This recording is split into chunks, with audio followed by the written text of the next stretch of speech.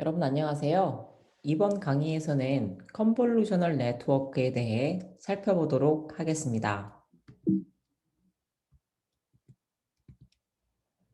이전까지 보았던 리니어 클래시파이어와 뉴럴 네트워크 모델은 이 픽셀 값들을 이렇게 이와 같이 플랫하게 원디 벡터로 펼쳐 연산하였기 때문에 2D 혹은 3D 이미지의 공간 정보까지를 다루지 못한다는 문제점이 있었습니다.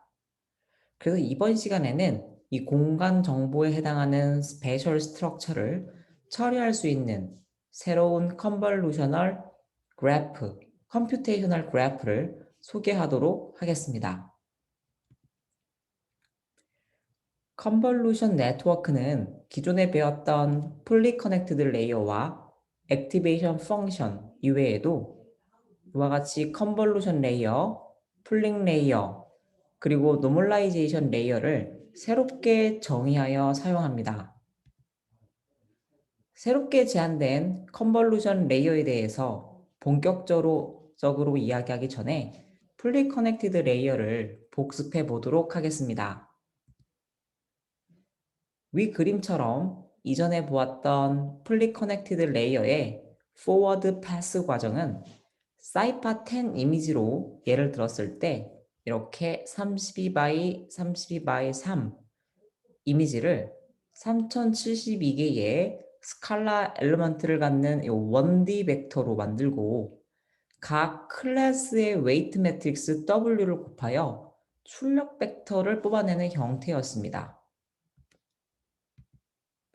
즉 학습 파라미터 W는 각 클래스를 대표하는 이 1바이 3072의 필터를 10개 가지고 있다고 생각할 수 있으며 출력값 하나는 이렇게 입력과 각 클래스를 대표하는 필터의 곱으로 구성되게 됩니다. 컨볼루션 레이어의 입력은 3바이 32바이 32를 원디로 펴지 않고 원본 데이터의 형태인 이 3차원 텐서를 입력으로 유지합니다. 여기에서 3은 RGB 각 채널에 대한 depth 3을 의미하며 32바이 32는 영상의 세로 곱하기 가로의 크기를 의미합니다. 컨볼루션 레이어의 학습 파라미터인 가중치 행렬은 3차원의 스페셜 스트럭처를 갖는데 이러한 웨이트 매트릭스를 필터라고 부릅니다. 이때 이 필터는 입력 영상과 같은 크기의 채널을 갖고 입력 영상의 전 영역을 돌아다니며 다트 프로덕트 연산을 수행합니다. 즉 입력 영상이 3채널이기 때문에 이 필터 앞에 채널의 크기도 3을 갖는다는 것이죠. 컨볼루션 레이어의 스페셜 스트럭처를 살리기 위한 연산 과정은 입력 영상과 필터 크기와 같은 75차원의 벡터의 닷 프로덕트를 통해 하나의 스칼라 값을 얻게 됩니다. 이때 출력 값은 입력 영상 내 이렇게 해당 공간 위치가 얼마나 필터와 유사한지를 나타냅니다.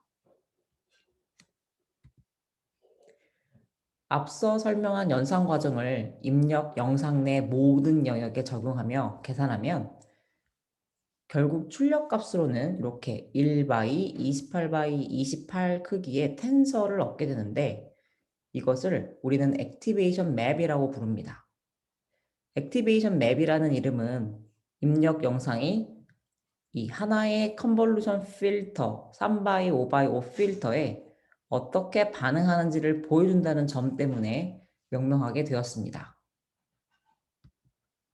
물론 하나의 컨볼루션 필터만 사용하는 것은 충분치 않기에 아래의 그림처럼 여러 개의 서로 다른 필터를 사용하여 필터 수만큼의 액티베이션 맵을 만들어낼 수 있습니다. 지금 필터가 파란색, 녹색, 빨간색, 노란색, 보라색, 주황색 이렇게 6개가 있을 때 각 필터를 입력 영상에 닷 프로덕트 시킨 결과인 액티베이션 맵 역시 파란색, 녹색, 붉은색, 노란색, 보라색, 주황색 각각에 대한 결과를 만들어내게 되죠. 이러한 각각의 액티베이션 맵은 인풋 이미지의 스페셜 포지션이 얼마나 각각의 필터에 반응하는지를 나타냅니다. 이때의 액티베이션 맵들을 이렇게 컨캐트넷 시켜 하나의 3D 텐서로 나타낼 수 있으며 그림의 예시 같은 경우는 총 6, 하나, 둘, 셋, 넷 하여 6x 28x 28 형태를 갖게 됩니다. 이러한 아웃풋을 또 다른 관점에서 본다면 요 각 포인트, 가로, 세로 영상 데이터에 대한 각 포인트들이 6차원 피처 벡터를 가지는 것으로 생각해 볼 수도 있습니다. 앞서 설명했던 입력을 위 그림처럼 배치로 사용할 수도 있는데요. 이 배치는 여러 개의 입력 데이터를 동시에 활용하는 것이죠.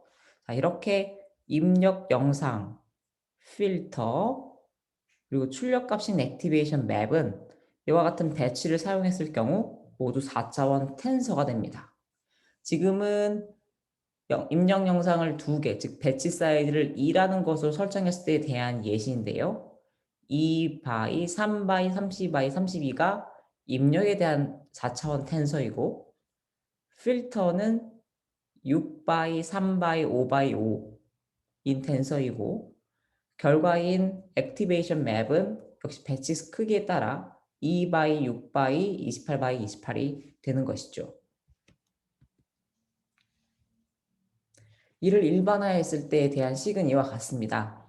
앞에서는 Cin 곱하기 H by W였는데 이제 그게 배치 영상 입력의 배치에 해당하는 n이 따라오게 돼서 n 곱하기 Cin 곱하기 H 곱하기 W가 일반화된 입력의 단서식이 해당되고 중간 컨볼루션 레이어의 필터는 Cout 곱하기 Cin 곱하기 KW 곱하기 KH가 됩니다. 이 KW와 KH는 일반적으로 정방일 경우에 동일하게 되죠. 그리고 이 Cin은 앞에 배치 데이터의 채널 수인 Cin과 맞게 되고요.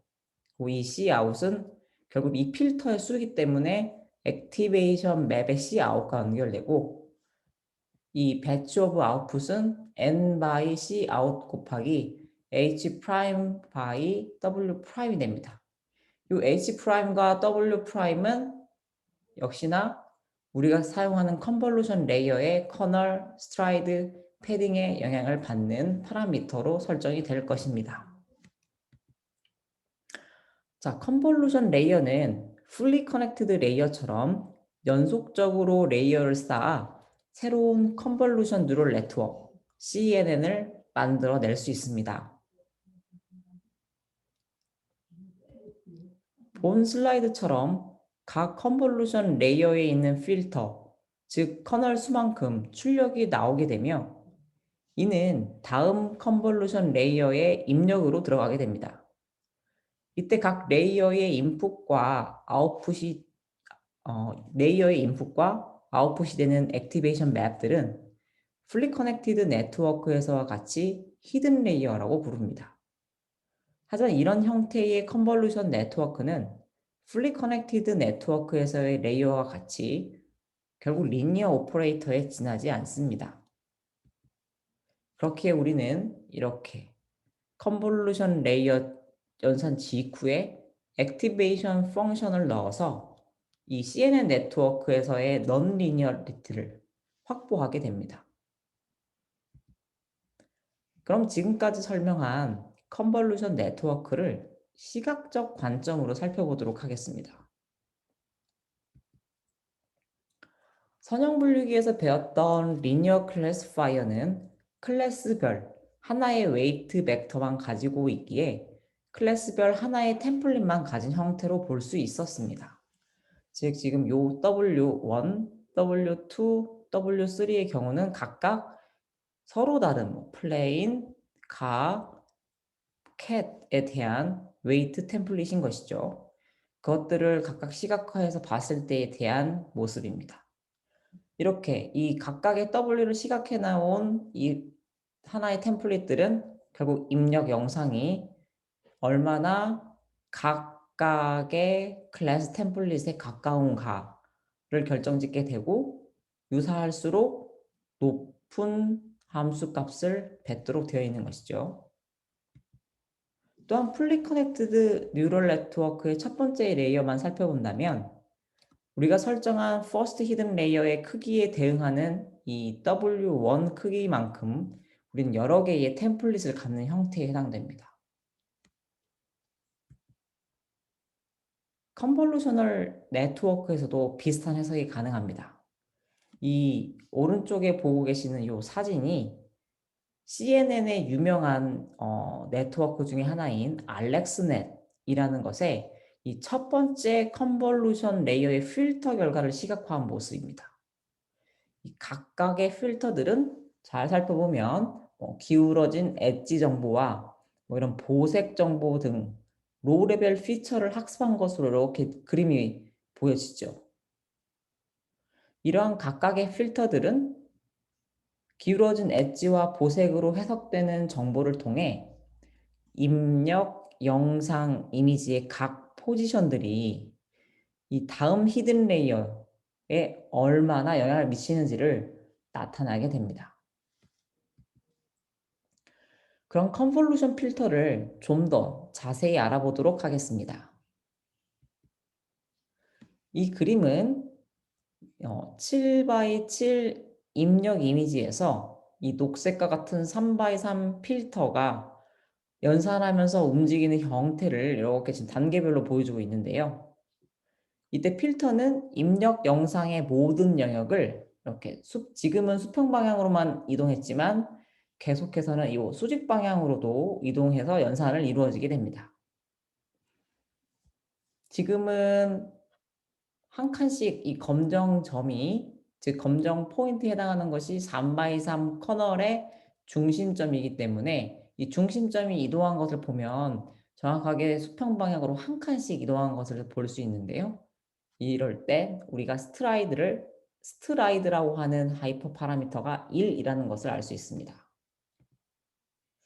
앞서 설명한 과정을 일반화해 보면 입력 영상의 크기를 만약에 우리가 W by W라고 하고 요 필터, 요 녹색과 같은 필터를 K by K라고 했을 때 결국 연산 결과로 나오는 출력은 W-K 플러스 1이 되게 됩니다. 다시 한번 위로 올라가 볼게요. 지금 보면 입력이 7x7이고 필터가 3x3일 때 아웃풋은 5x5라고 되어 있죠. 왜 5x5죠? 이 3x3이 왼쪽에서부터 오른쪽으로 움직일 수 있는 횟수가 5번인 거죠. 자, 자세히 보면 결국 출력의 크기가 영상의 크기를 유지하지 못하는 것을 알 수 있는데요. 이는 입력 영상의 테두리, 엣지 영역을 필터가 커버하지 못하기 때문에 발생하는 현상으로 이런 컨볼루션 연산은 계산 과정에서 스페셜 디멘전을 잃게 되어 입력 영상 픽셀을 유지하지 못하게 되는 것입니다. 이러한 문제를 해결하기 위해 우리는 패딩이라는 개념을 도입하게 됩니다. 이는 입력 영상 주변에 이렇게 회색과 같이 테두리를 둘러주는 것을 의미합니다. 지금 요 위 그림은 제로 패딩을 사용한 예시입니다. 이제 이 주변에 둘러주는 기술을 혹은 방법이 패딩인데 각각의 위치 값을 0으로 초기했기 때문에 제로 패딩이라고 하죠. 이 패딩은 컨볼루션 레이어의 추가적인 하이퍼 파라미터에 해당됩니다.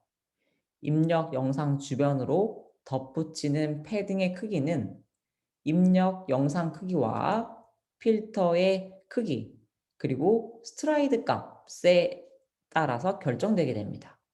지금의 예시는 이 스트라이드 필터가 옆으로 이동하는 수평 혹은 수직 방향으로 이동하는 크기가 1이라고 가정했을 때의 결과이고 일반적으로 이 패딩이라고 하는 P라는 파라미터는 K-1 나누기 2로 해당이 됩니다.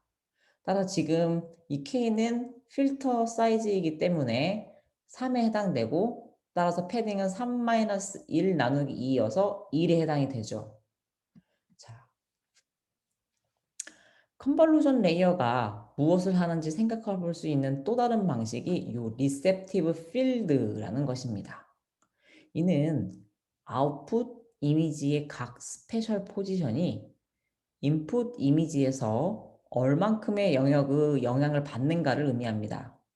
이 하나의 컨볼루션 레이어, 지금은 인풋 레이어 사이, 아웃풋 레이어 사이 하나의 컨볼루션 레이어만 존재한다고 가정하는데요. 이렇게 이 하나만 존재하는 상황에서 하나의 아웃풋 한 개는 이렇게 3x3 영역의 리셉티브 필더가 되는 것이죠.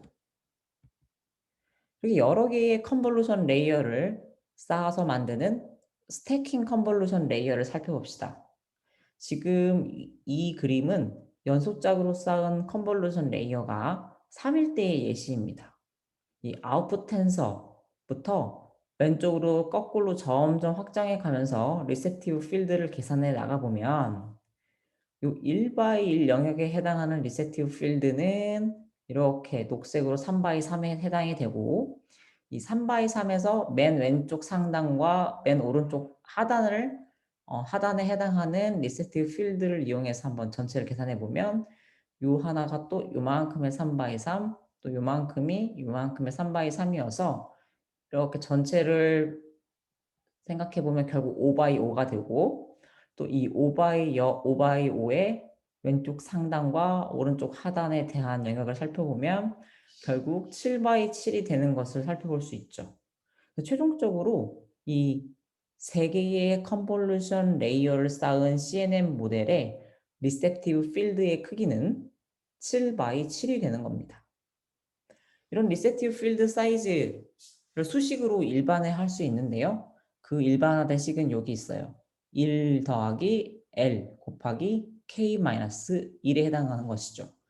요 렐은 레이어의 수에 해당이 되고 K는 커널의 크기에 해당이 됩니다. 만일 필터 사이즈를 3으로 고정한다면 입력 영상의 해상도가 커질수록 입력 영상 전체를 커버할 수 있는 수용 영역을 만들기 위해서는 매우 많은 컨볼루션 레이어가 필요합니다. 그렇겠죠?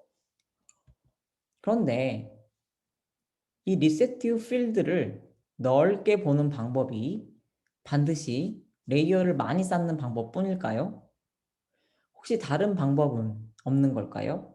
만약에 레이어를 여러 개 쌓아서 리셉티브 필드를 키우는 것만이 답이 아니라면 레이어를 많이 쌓지 않고도 넓게 볼 수 있어서 좋을 텐데 말이죠.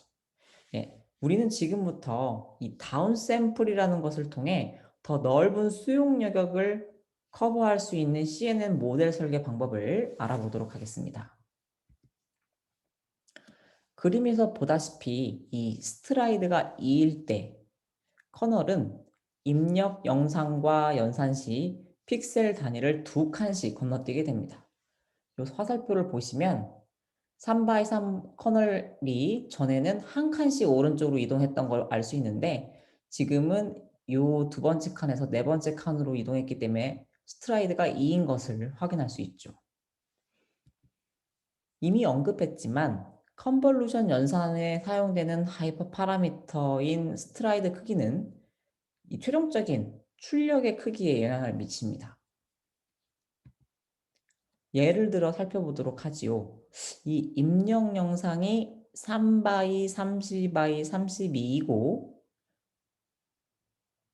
커널이 3x 5x 5인 컨볼루션 필터가 총 10개이며 스트라이드가 1이고 패딩이 2일 때 출력 크기는 몇일까요? 라는 문제를 살펴보시죠. 우리는 이미 일반화된 식을 이와 같이 가지고 있기 때문에 한번 알아볼게요. 입력 W는 32 by 32이기 때문에 W가 32가 되고요. K, 필터의 크기이기 때문에 5 by 5여서 필터는 K는 5가 되네요. 패딩은 2라고 써 있고 스트라이드 S는 1이라고 쓰여 있으니까 출력은요. W-K 플러스 2P 나누기 S 더하기 1이니까 32-5 더하기 2 곱하기 2 가로 닫고 나누기 1 더하기 1이 돼서 최종적으로는 32가 됩니다. 즉 아웃풋이 30 by 32가 되는 것이죠. 출력은 어떻게 될까요? 결국 이 컨볼루션 레이어에 의해서 만들어진 액티베이션 맵은 앞에 있는 필터의 Cout과 같기 때문에 Cout이 지금 10이죠. 10개요. 따라서 10 by 32 by 32인 액티베이션 맵 아웃풋이 생성되는 것입니다. 확인해 볼게요. 자, 32 더하기 2 곱하기 2 마이너스 5 나누기 1 더하기 1 32 맞네요. 그리고 최종적으로는 10 by 32 by 32 라고 답이 작성되어 있습니다. 자, 다음 문제예요. 입력 영상이 3 by 32 by 32이고 컨볼루션 필터는 이 3 by 5 by 5가 10개이며 스트라이드가 1이고 패드가 2일 때 이 학습 파라미터의 수는 몇 개인가요? 가 질문인데요. 결국에는 컨볼루션 필터와 바이어스를 더하면 해결이 되는 문제입니다. 그럼 3 by 5 by 5 컨볼루션 필터와 한 개의 바이어스가 총 10개인 거잖아요. 따라서 우리는 어디 보실게요. 이 10개, 10 곱하기 3 by 5 by 5 다시 할게요. 즉 10개인데 10개 곱하기 가로 열고 3 by 5 by 5 더하기 1이 되는 거죠. 그래서 우리는 10 곱하기 76, 즉 한 개의 필터마다 총 76개의 러너블 파라미터가 존재하기 때문에 총 760이라고 하는 값이 나오게 됩니다. 맞는지 한번 확인해 볼게요. 네, 여기 맞네요. 760입니다. 자, 다음 문제는 총 곱하기 마이너스 더하기 연산이 몇 번이 발생하는가를 물어보고 있습니다. 하나의 컨볼루션 필터가 32 by 32번 연산을 할 것이고 필터가 총 10개이므로 32 by 32 by 10번의 계산을 할 겁니다.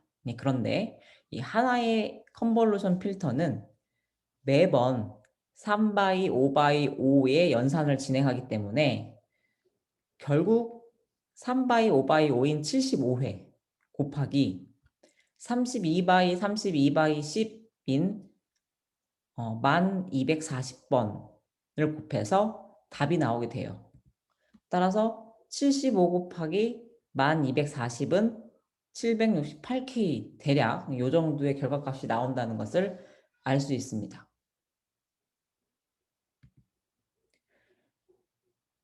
앞서 이야기한 컨볼루션 필터의 변형을 알아보도록 하겠습니다.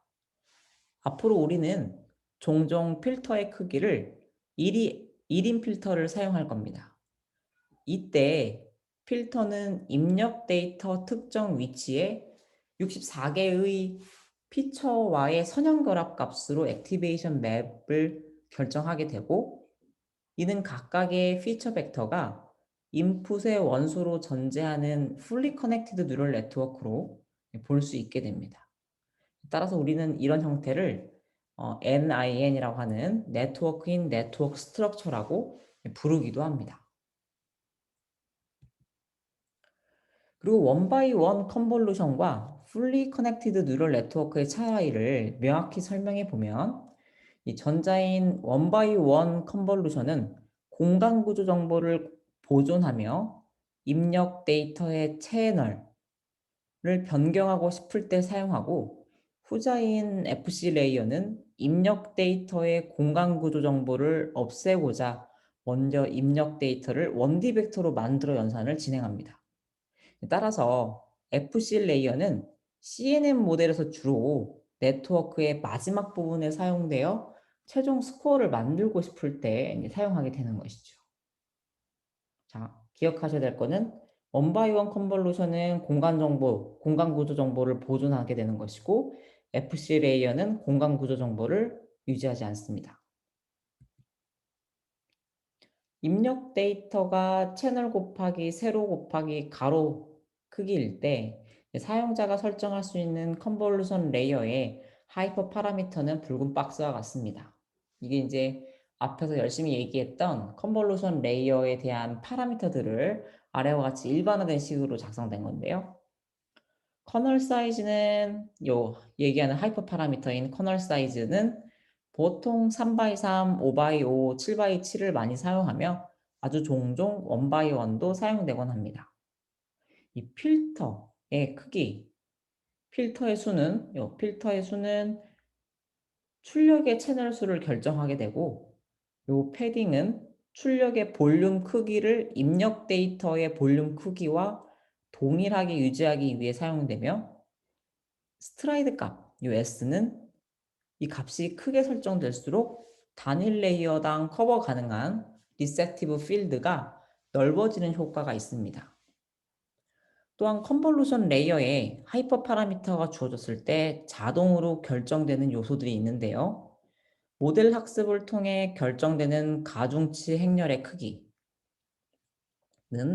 이 Cout 곱하기 Cin 곱하기 KH 곱하기 KW이고 바이어스 벡터의 크기는 필터의 개수만큼인 Cout에 해당됩니다. 따라서 최종적인 볼륨 아웃풋은 Cout 곱하기 H 프라임 곱하기 W 프라임이 되고요. 이때 이 H 프라임과 W 프라임은 이 아래와 같이 결국 우리가 이제 커널 가로 세로의 크기와 패딩 크기와 스트라이드에 의해서 결정지게 되는 것이죠. 오른쪽 이 세팅 값들이 일반적인 컨볼루션 레이어의 설정 파라미터 예시를 보여주는 것입니다. 보통 이런 설정 파라미터는 이렇게 아무렇거나 설정하는 것은 아니고요. 유명 대회에서 우승한 CNN 아키텍처나 혹은 좋은 논문에서 발표된 사례를 주로 사용하게 될 겁니다. 따라서 우리는 이런 대략적인 우수한 성능을 내는 모델 파라미터를 경험적으로 공유하기 위해서 좋은 논문들을 많이 읽어야 되는 것입니다. 우리는 지금까지 2D 컨볼루션에 대한 이야기를 나누어 보았습니다. 그러나 가끔씩 2D가 아닌 1D 컨볼루션 형태를 볼 수 있는데요.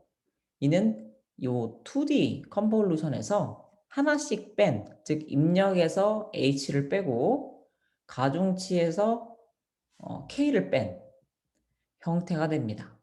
1D 컨볼루션은 일반적으로 이 W가 시간축을 의미하고요. 이 C인축이 데이터 채널을 의미하고 종종 시퀀스 형태의 텍스트 데이터나 혹은 오디오 데이터, 1D 센서 데이터들 이와 같은 형태의 데이터들이 많이 사용되는 컨볼루션 형태입니다. 우리는 또한 때때로 1D도 2D도 아닌 3D 컨볼루션을 볼 수 있는데요. 이는 2D 컨볼루션에서의 인풋이 배치 형태로 이루어져 있다고 생각할 수 있으며 일반적으로 포인트 클라우드 데이터 혹은 이 3D 데이터가 이렇게 3D 컨볼루션을 이용해서 사용될 수 있는 대표적인 데이터들입니다.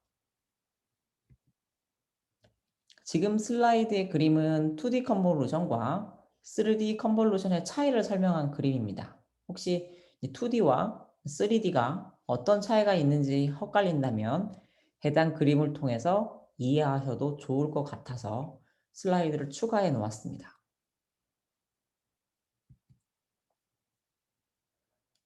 우리가 지금까지 다뤘던 컨볼루션 레이어들은 이미 파이토치에 컨브 1D, 2D, 3D 클래스로 구현되어 있습니다. 이 컨볼루션 네트워크에서의 중요한 요소인 풀링 레이어는 컨볼루션 레이어의 스트라이드와 비슷한 역할을 하며 리셉티브 필드를 넓히기 위한 또 다른 형태의 다운샘플링 방법에 해당됩니다. 그래서 이 풀링 레이어와 컨볼루션 레이어의 스트라이드와의 차이점을 먼저 살펴볼 건데 그게 바로 러너블 파라미터가 있고 없고의 차이라는 것이죠. 특히 풀링 레이어가 바로 이 러너블 파라미터가 존재하지 않는 겁니다. 따라서 풀링 레이어는 하이퍼 파라미터로 커널 사이즈와 스트라이드 그리고 풀링 함수를 가집니다.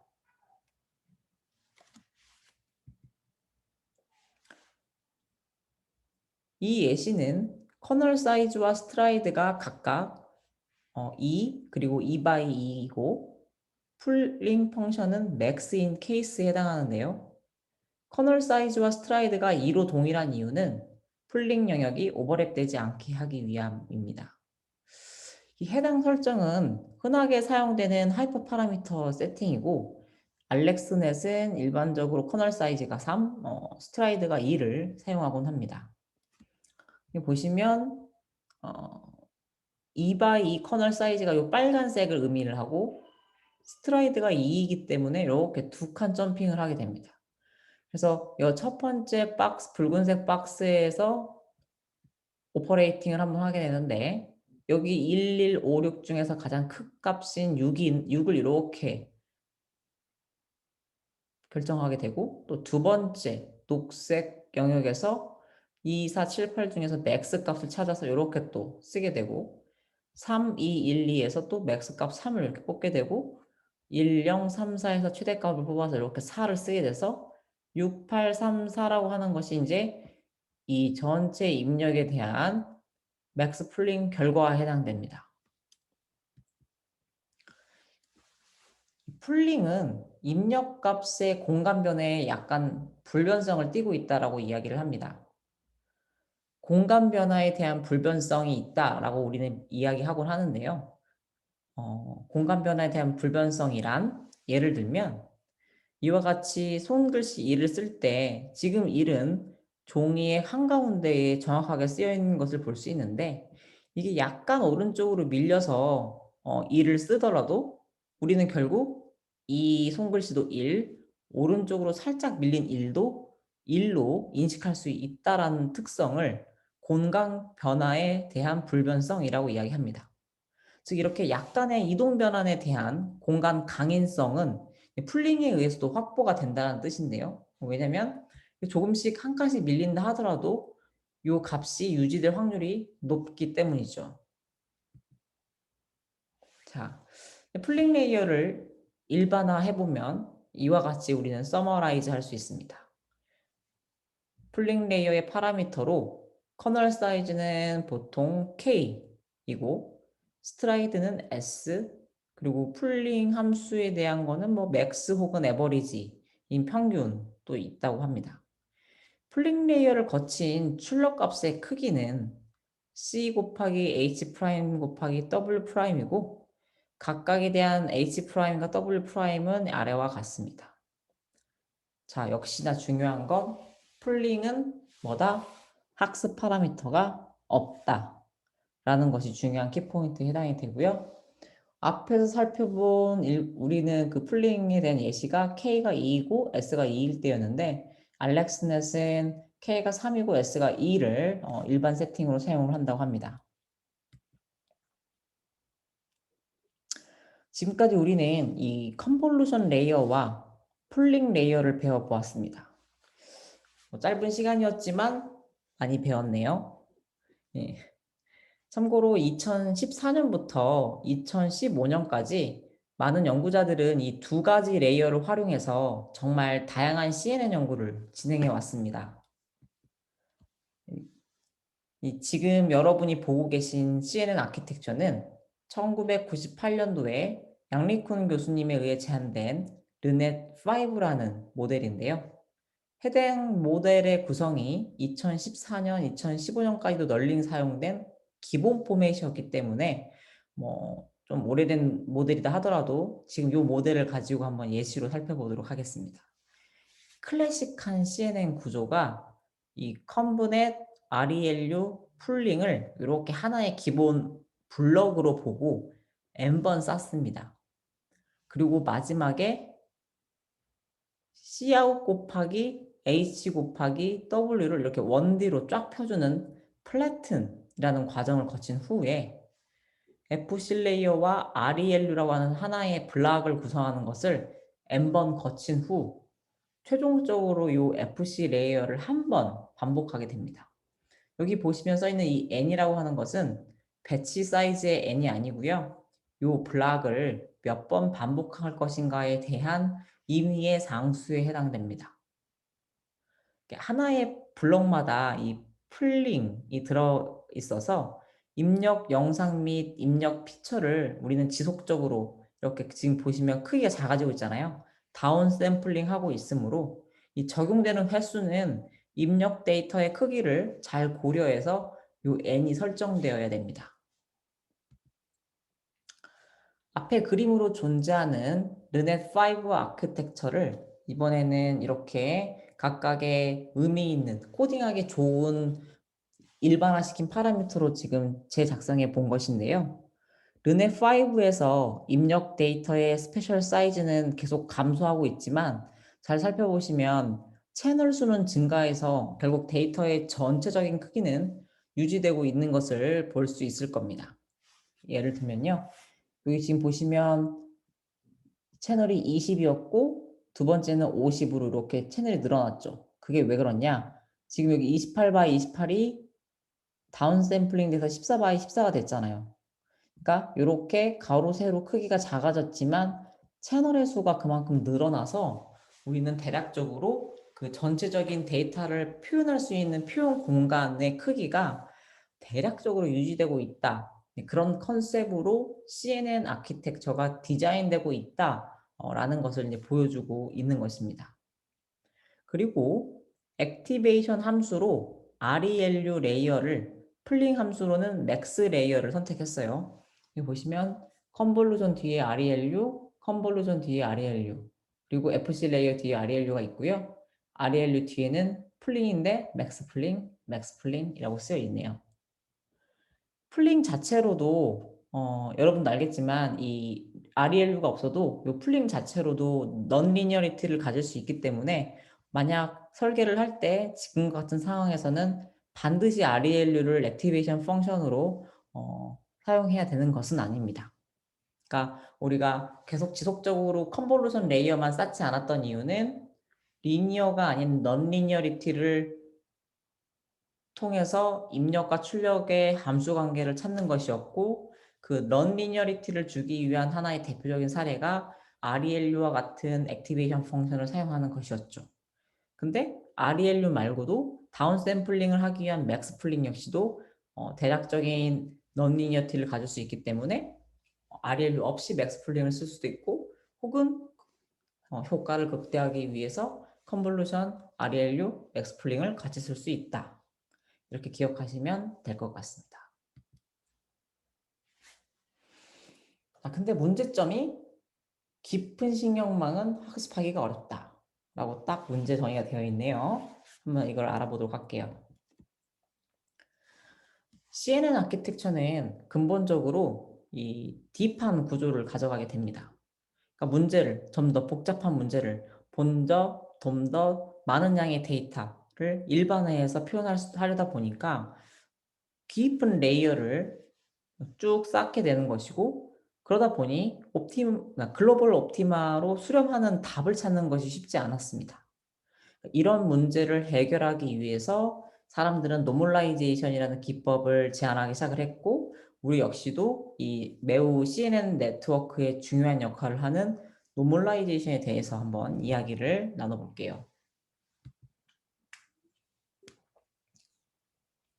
자, 배치 노멀라이제이션은 이와 같이 FC 레이어와 액티베이션 펑션 사이에 들어가는 노멀라이제이션입니다.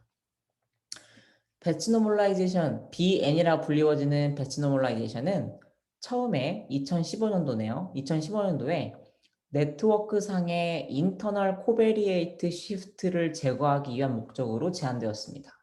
그러니까 거의 대부분의 네트워크에 이제 이렇게 BN을 추가했을 때 추가하지 않았을 때보다 굉장히 빠른 속도로 안정적이게 학습을 수행할 수 있다는 사실이 실험적으로 밝혀졌어요. 그래서 2015년도 배치 노멀라이제이션이라는 논문이 나온 이후에는 모든 사람들이 자신의 CNN 네트워크에 BN 레이어를 쌓아서 훨씬 더 빠르게 수렴시키고 훨씬 더 안정적으로 학습하는 결과를 모두가 다 보였어요. 근데 이유를 잘 몰랐지만 그때 추정하기로는 이 ICS, 인터널 코베리에이트 시프트 현상을 우리가 제거했기 때문에 이런 좋은 장점을 얻었다라고 생각했었던 거죠. 근데 2018년도에 그 이유가 ICS를 제거했기 때문이 아니라 솔루션 스페이스를 스무딩했기 때문에 우리가 배추놀라이제이션의 효과를 볼 수 있었다라고 하는 또 다른 주장이 제기되었고 그때 실험적으로 수학적으로 주장을 하고 밝히긴 했어요. 그러나 우리는 알 수 없습니다. 아직도 배추놀라이제이션이 왜 잘 되는지 명확하게 분석되었다고는 보기 힘든 상황입니다. 일단 이렇게까지 기억하시고 한번 배추놀라이제이션에 대해서 알아볼게요. 이 배치 노멀라이제이션은 이름에서부터 그렇듯 학습을 수행할 때 정규화를 수행하는 방식입니다.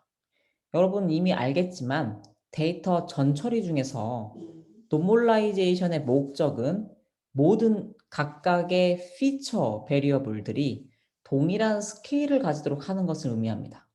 그러니까 어떤 특정 피처는 대략적인 스케일이 0에서 1인데 또 다른 벡터 피처는 1에서 1000이다. 이렇게 어떤 레인지가 서로 달라서 발생하는 문제를 해결하기 위한 것이죠. 이때 여러 가지 정규화 방식들이 있지만 가장 유명한 노멀라이제이션 방식은 뭐 민렉스 혹은 뭐 스탠다라이제이션 같은 방법들을 우리는 써왔어요. 결국 이런 것들을 이제는 입력이 아니라 레이어 중간중간에 집어넣는 방식이 이제 배치 노멀라이제이션과 같은 정규화 방법인데 일단 우리는 코베리에이트 쉬프트 현상이 뭔지 한번 알아볼게요. 코베리에이트 쉬프트는 대표적으로 어떤 데이터셋을 뽑았을 때 트레인 데이터의 분포와 테스트 데이터의 분포가 서로 상이해서 서로 달라서 발생하는 문제를 이야기해요. 위에 그림에서 살펴보면 실제 데이터의 분포가 빨간색의 그래프가 바로 이 트루 펑션을 따르고 있습니다. 그런데 만약 우리가 학습 데이터로 요 학습 데이터를 서브 샘플링해서 구했을 때 요 파란색 점들을 샘플링 했다고 하면 우리가 이제 CNN 네트워크로 학습을 하게 되면 결국 이 녹색과 같은 함수를 학습하게 될 것입니다. 즉 실제는 빨간색 그래프를 찾아야 되는데 학습된 모델은 녹색 그래프처럼 나와서 우리가 지금 테스트하려는 만약 데이터가 요 검정색 데이터라면 결국 우리 모델은 요 테스트 데이터셋을 제대로 예측하지 못하게 될 겁니다. 이를 다르게 말하자면 요 트레인 데이터의 분포와 테스트 데이터의 분포가 서로 다르기 때문에 발생한 문제이고 이와 같은 문제, 이와 같은 현상을 코베리에이트 쉬프트 CS 현상이라고 말을 합니다. 근데 이제 볼게요. 이건 단순 입력단에서의 분석이었고요. 인터널 코베리에이트 쉬프트라고 하는 현상은 즉 CS 코베리에이트 쉬프트가 멀티 레이어에서 각 인터널 레이어들 사이에서도 발생한다는 것을 의미합니다. 다시 말해 멀티 레이어 네트워크의 경우 한 레이어들은 아웃풋들이 또 다른 레이어의 인풋으로 들어가게 되죠. 자, 인풋이 레이어를 거쳐서 나온 출력이 이렇게 나오고 또 이 첫 번째 레이어를 거쳐서 나온 이 인풋은 두 번째 레이어로 들어가게 돼서 그 레이어를 거쳐서 이와 같은 인풋이 나오고 또 이와 같은 출력은 레이어 3를 거쳐서 이와 같은 출력이 나오고 또 이 같은 출력은 최종적으로 FC 레이를 거쳐서 아웃풋이 이렇게 나오게 되고 다시 말해 모든 레이어의 아웃풋은 다른 레이어의 인풋이 됩니다. 이때 학습 과정에서 레이어의 분포가 갑자기 이전과 다른 형태의 분포로 변한다면 이렇게 레이어의 2의 분포가 다음번 학습할 때 이와 같은 분포가 유지되지 않고 완전히 다른 형태의 분포가 나와서 레이어 3의 입력으로 들어가게 되면 앞서 설명한 코베리어트 쉬프트의 결과처럼 우리의 CNN 모델, 우리의 CNN 네트워크가 정확한 true 펑션을 예측하는데 방해가 될 것이라는 것이죠. 이런 게 바로 이제는 인터널 코베리어트 쉬프트인 ICS 현상에 해당이 됩니다. 연구자들은 이러한 ICS를 제거하기 위해서 각 레이어들을 거칠 때마다 데이터 분포를 스탠다라이제이션, 즉 정규화시키는 배치 노멀라이제이션을 제안했습니다.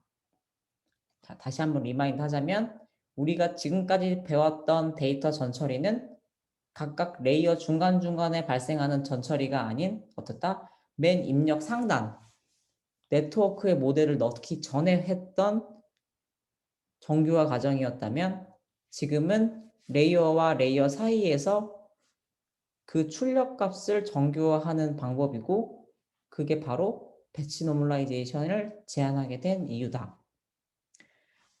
자, 이 파란색 화살표가 바로 이제 배치 노멀라이제이션의 결과를 보여준 것인데요. 이러한 배치 노멀라이제이션은 액티베이션을 거치기 전에 적용하게 되고 이와 같은 알고리즘으로 기술할 수가 있습니다. 간단히 알고리즘을 풀어보면 어떤 미니 배치 사이즈가 m인 데이터 x를 받았을 때 미니 배치의 평균을 구하고요. 이렇게요. 그리고 미니 배치의 베리언스를 구합니다. 그리고 민과 베리언스를 통해서 x 값을 x 해수로 정규화해 주게 됩니다. 근데 여기 이상한 게 들어가 있네요. 이 바로 엡실론인데요. 이게 아주 작은 값을 가지는 상수입니다. 왜 이런 상수가 들어가 있냐면 표준 편차가 0이 되면 이 아래 텀이 0이 되어서 무한대가 될 수 있으니까 그와 같은 연산의 오류 상황을 방지하기 위해서 일반적으로 이렇게 엡실론을 더해주는 방법으로 실제 프로그래밍 구현을 하곤 합니다. 그 다음에 이 스케일과 쉬프트를 표현하기 위한 방식으로 몇몇 파라미터가 더 존재하게 되는데 그게 바로 러너블 파라미터 감마와 베타입니다. 이 배치 노멀라이제이션은 액티베이션 레이어 이전에 위치시킨다고 했었습니다. 따라서 노멀라이제이션을 수행함으로써 액티베이션 레이어의 넌리니어티를 감소시킬 수 있다는 우려가 있습니다. 자, 어디 보시죠? 이게 지금 대표적인 액티베이션 펑션의 모습인데 우리가 값을 정규화시키게 되면 평균이 0이고 이 평균 0을 기준으로 단위 분산을 갖게 되는 어떤 데이터가 만들어지게 될 거예요. 그렇게 되다 보니까 아무리 이 함수 액티베이션 펑션이 적용되다 하더라도 이 가운데 영역이 정규화된 데이터에 적용될 가능성이 많아서 안타깝게도 이 넌리니어리티를 강하게 줄 수 있는 구간들이 영향을 미치지 못하게 되는 것이죠. 따라서 우리는 이 정의역에서 액티베이션 펑션의 그래프의 모양이 매우 리니어한 성향을 띠지 않는 넌리니어리티의 영향력을 크게 주게 하기 위해 데이터 분포를 적절하게 이 스케일과 시프트를 시키게 됩니다. 이 스케일링 해주는 것이 요 감마, 시프트 해주는 것이 베타에 해당하는 것입니다. 자, 이렇게 배치 노멀라이제이션 총 4단계였죠. 다시 앞으로 가보면 미니 배치 민을 계산하고 미니 배치의 베리언스를 계산해서 노멀라이제이션 한다. 근데 이 노멀라이제이션 하는 걸로 끝내는 게 아니라 러너블 파라미터인 두 개, 요 스케일과 시프트를 결정하는 감마와 베타를 학습 파라미터로 가지게 되는데 그 이유는 뭐다? 액티베이션 펑션에 이 정규화된 아웃풋 피처를 집어넣었을 때 넌리니어리티를 크게 보기 위해서다.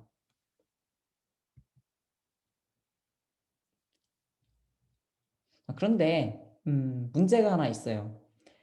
학습이 끝난 지점, 즉 프로덕션 시점에서는 더 이상 우리가 이 미니 배치의 평균과 스탠다드 베리에이션을 쓸 수 없다는 거죠. 따라서 테스트 타임에서는 그럼 어떻게 이 문제를 해결해야 될 것인가에 대한 고민에 빠지게 됩니다. 결론은 간단한데 학습 데이터셋에서의 결과인 평균과 스탠다드 베리에이션을 그대로 사용하게 되는 겁니다. 그리고 테스트에서 추가적인 계산 없이 평균이라는 상수를 사용하게 되기 때문에 결국 배치 노멀라이제이션은 리니어 오퍼레이터로 볼 수가 있게 되고 풀리 커넥티드 레이어나 컨볼루션 레이어와 합쳐서 우리는 그 데이터를 관리하게 돼요. 무슨 말이냐? 우리가 FC 레이어와 배치 노멀라이제이션을 같이 둔다고 했었겠죠. 다시 앞으로 가보면 네, 여기서 연산을 할 때 입력이 들어오고 FC 배치 노멀라이제이션 액티베이션 펑션을 계산한다고 했을 때 하나의 모듈을 계산할 때 매트릭스 연산 1번, 매트릭스 연산 2번, 매트릭스 연산 3번 하는 것이 아니라 이 배치 노멀라이제이션은 이미 리니어 오퍼레이터로 볼 수 있기 때문에 리니어 오퍼레이터 곱하기 리니어 오퍼레이터를 하나로 묶어서 관리해서 입력 들어온 거를 바로 이렇게 액티베이션 맵 출력으로 보내는 방식으로 관리를 해야 하여 매우 효율적인 연산을 할 수 있다라는 것이 이제 이 배치 노멀라이제이션의 장점이다라는 것입니다. 여기 이렇게 써 있죠.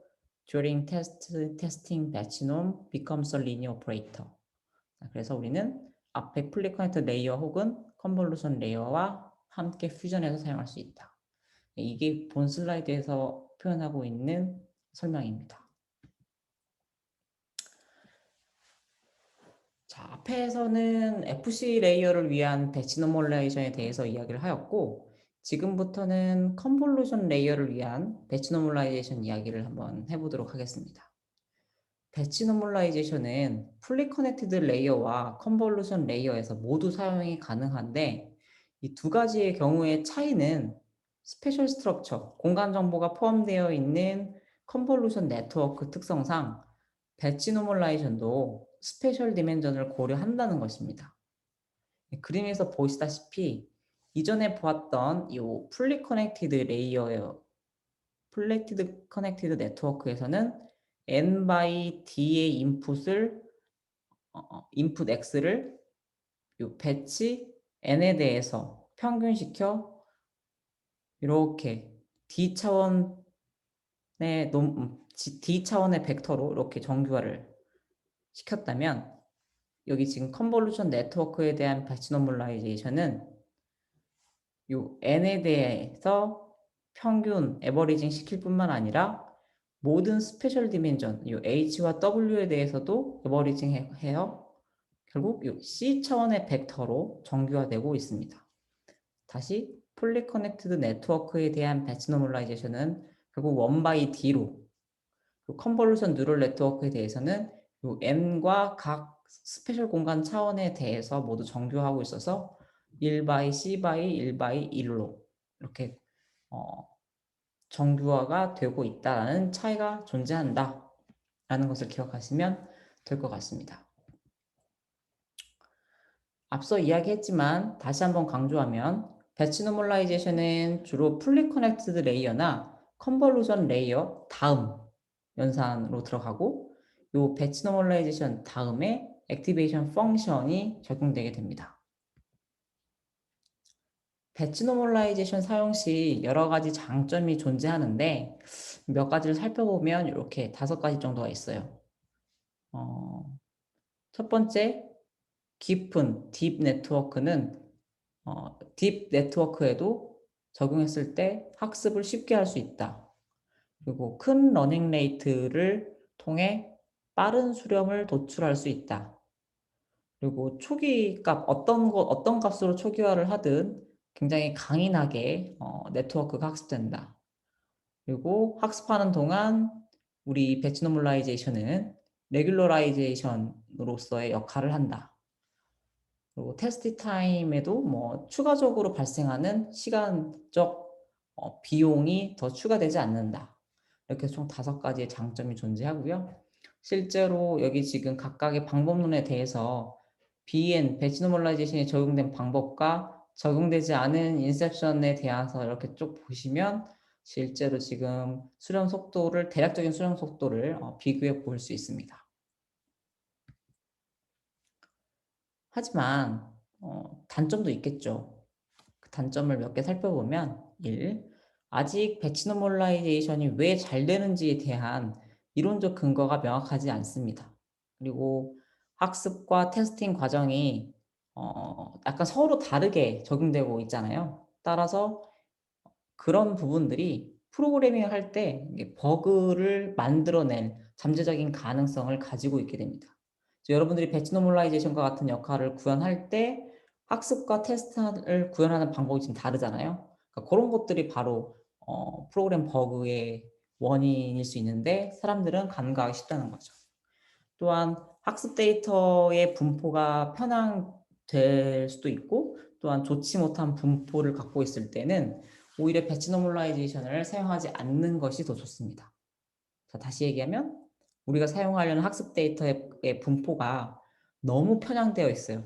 그러니까 너무 데이터의 양이 조금 갖고 있어서 일반화된 데이터 분포를 표현할 수가 없다면 그때는 오히려 이와 같은 그 레이어와 레이어 사이에서 들어가는 정규화가 성능을 악화시킬 수 있다라는 것입니다. 다 이런 것들이 경험적인 결론이고요. 앞으로 시간이 좀 더 변하고 이런 인공신경망들에 대한 기술이 점점 진화해 가면서 결론들이 바뀔 수도 있다는 사실은 조금 기억하시는 게 좋고요. 지금 교수님은 현 시점에서의 갖는 경험적인 얘기를 여러분에게 전달해 드리고 있다라고 기억하시면 될 것 같습니다. 자, 우리는 배치 노멀라이제이션에 대해서 지금까지 알아보았습니다. 근데 이제 이거 말고도 여러 가지 정교화 방법이 존재합니다. 레이어 노멀라이제이션이라고 하는 게 오른쪽에 나와 있는데요. 이 레이어 노멀라이제이션은 배치 노멀라이제이션의 변형으로 배치놈이 평균과 분산을 계산할 때 배치 디멘전에 대해서 계산했다면 레이어 노멀라이제이션은 피처 디멘전에 대해 계산하기에 테스트 타임에서도 문제없이 작동한다고 합니다. 자, 어떻다? 배치놈은 배치 디멘전에 대해서, 요 n에 대해서, 근데 레이어는 어디? 피처 디멘전인 이 d에 대해서 각각이 적용하는 사례이다. 또 인스턴스 노멀라이제이션이라는 게 있는데 인스턴스 노멀라이제이션이라는 것도 이건 이미지에서 쓰이는 일종의 레이어 노멀라이제이션 계열로 스페셜 디멘전에 대한 평균과 분산을 계산하는 것을 의미합니다. 여기 보실래요? 배치 노멀라이제이션은 N, H, W에 대해서 이렇게 계산을 했다면 인스턴스 노멀라이제이션은 H와 W에 대해서만 이렇게 적용한 사례. 그래서 그 각각 배치놈, 레이어놈, 인스턴스 놈을 어떻게 적용하고 있는지에 대한 그림으로 살펴보면 각각이 이렇게 연산이 적용되고 있다라는 것을 이제 그림으로 보여준 것에 해당되고요. 이거 말고 한 가지가 더 있는데요. 그게 바로 이제 그룹 노멀라이제이션이라는 것이고 이건 채널 디멘전을 특정 그룹으로 나눠요. 그래서 이 그룹에 대해서 정규화를 진행하는 방식이라고 하는데 일반적으로 오브젝트 디텍션 등에서 효과를 발휘한다라고 알려져 있습니다.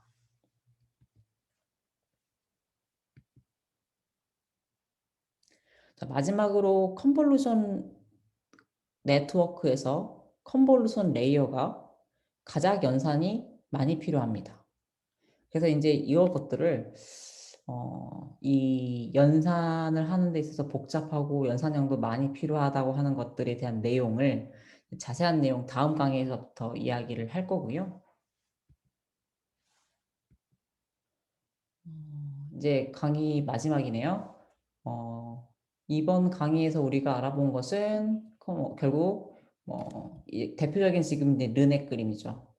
이렇게 이런 CNN 아키텍처를 만들기 위해서 필요한 것들이 컨볼루션 레이어 그리고 서브 샘플링을 하기 위한 여러 가지 방법들이 있는데 풀링 레이어를 적용하는 거 그리고 FC 레이어 중간중간에 런 리니어티를 주기 위한 액티베이션 펑션 그리고 ICS라고 불리워지는 인터널 코베리에이트 시프트 현상을 막기 위한 배치 노멀라이제이션. 그러니까 각각 CNN 아키텍처의 컴포넌트들이 무엇이고 어떤 하이퍼 파라미터를 가지고 있고 우리가 어떻게 그것을 블락으로 구성해서 이런 아키텍처를 하나로 설계할 수 있는지에 대해서 알아본 대표적인 그림에 해당됩니다.